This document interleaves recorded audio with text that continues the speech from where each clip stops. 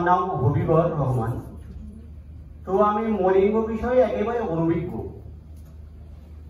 আমি 3 বছর ধরে আমার নিজের হাঁটুর ব্যথার জন্য খুবই মর্মাহত অবস্থায় পড়েছিলাম।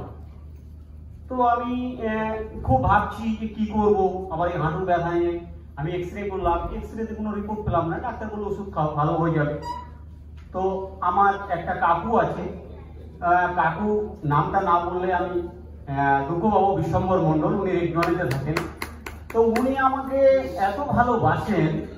তো এই মরিঙ্গতে যারা কাজ করেন তাদের সংস্পর্শে উনি কবে কখন হয়েছিলেন আমি কোনো কিছুই জানতাম না।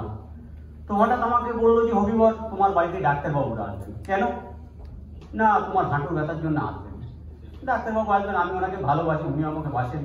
তো আমি কোনো রকম বিরোধিতা কোনো প্রতিরোধ না করে বললাম ঠিক আছে, আসতে বলুন। হঠাৎ মিজানুর রহমান এখানেই আসতে উপস্থিত, উনি এবং ওনার সিনিয়র, আমি নাম জানি না ভদ্রলোক, এখন এখানে আছেন। হঠাৎ সন্ধ্যায় গিয়ে হাজির। এবারে আমাকে মরিঙ্গ এই নামটাই জানি, তাছাড়া কিছু জানি না। তো ওষুধ দিলেন। আমি তো অবিশ্বাসের উপরে সেবন করলাম।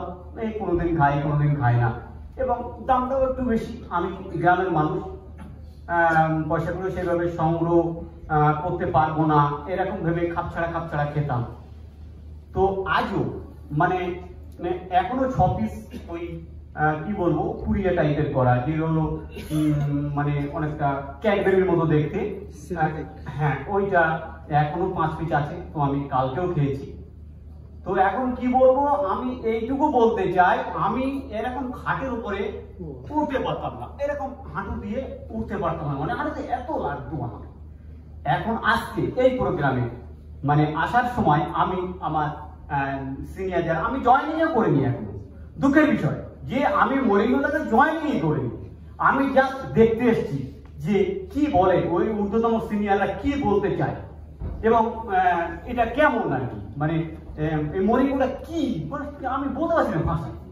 তো যাই হোক, আজকে আমাকে আসার সময় একটা নদী পার হয়ে আসতে হয়েছে। তো আমি একদম নৌকার মাথাতে আছি। সেখান থেকে আমার মিজানুর ভাইকে বলছি, ভাই আমি কি লাফিয়ে যাবো? মানে এখন মনের মধ্যে এত গতি